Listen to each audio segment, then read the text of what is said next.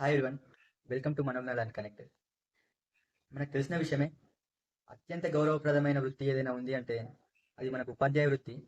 ఈ ఉపాధ్యాయ వృత్తి విద్యార్థులను సరైన మార్గంలో, సరైన క్రమంలో, ఒక పద్ధతిలో, ఒక విధానంలో తీర్చిదిద్దడమే కాకుండా దేశవ్యాప్తంగా దేశాభివృద్ధి కోసం ప్రతి ఒక్కరిని మంచి కార్యకలాపాలను చేపట్టడానికి ఎంతగానో తోడ్పడుతుందనే విషయం మనకు తెలిసిందే.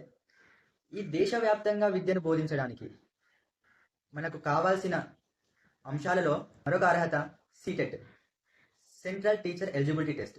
ఈ central teacher eligibility test qualified కావడం వల్ల కేంద్రీయ విద్యాలయ పాఠశాలల్లో అర్హులమవుతాం. మరి ఈ కేంద్రీయ విద్యాలయ పాఠశాలల్లో అర్హులు కావడానికి సీటెట్ అర్హత తప్పనిసరి.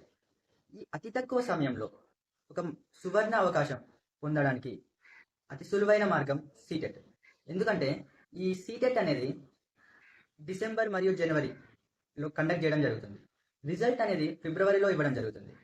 ఈ ఫిబ్రవరి మరియు మార్చిలో మనకు ఇంటర్వ్యూస్ని కండక్ట్ చేసి అందులో ఎంపికైన వారిని తీసుకొని విద్యా బోధనకు అర్హులుగా పరిగణిస్తారు. సో ఈ ఎలిజిబిలిటీ, ఈ సిలబస్ ఏ విధంగా ఉంటుంది అనే ఇతర అంశాలు కూడా మనం మరొక వీడియోలో సవివరంగా పొందుపరుస్తాం. చాలామంది ఫేస్ చేసే ప్రాబ్లంలలో ప్రధానమైన కారణం ప్రశ్నాపత్రం ఇంగ్లీష్లో రావడం. ప్రశ్నాపత్రం ఇంగ్లీష్లో రావడం వలన చాలామంది ఇబ్బంది పడుతున్నారు. కావున దానిని కూడా పరిగణలోకి తీసుకొని కాన్సెప్ట్ వైజ్గా చాలా జనరల్గా చెప్పుకునే విధానం చూద్దాం.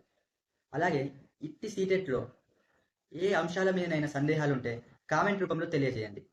ప్రతి సందేహాన్ని నివృత్తి చేసే ప్రయత్నం చేద్దాం. Thank you everyone.